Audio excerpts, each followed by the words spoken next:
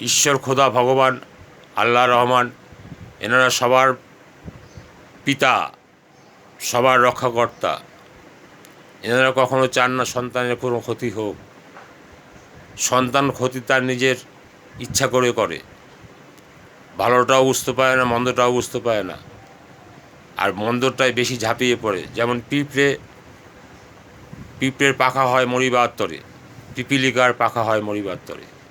পিপীলিকার যখন পাখা হয় তখন যেখানটা প্রদীপ জ্বলে, ও একদম ঝলমল করে প্রদীপ জ্বলছে, ওর মধ্যে গিয়ে ঝাঁপিয়ে পড়ছে, ভাবছে বিরাট কিছু পেলাম, আর পুড়ে মরছে। সেরকম মানুষের মধ্যেও আছে। মানুষ ভালো মন্দ বুঝতে পারে না, ওই প্রদীপের আলোয় গিয়ে ঝাঁপ দেয়, তার জীবনটা কুৎসিত হয়ে কুঝামেলায় পড়ে কুদিকে গিয়ে জীবনটাই নষ্ট হয়ে যায়।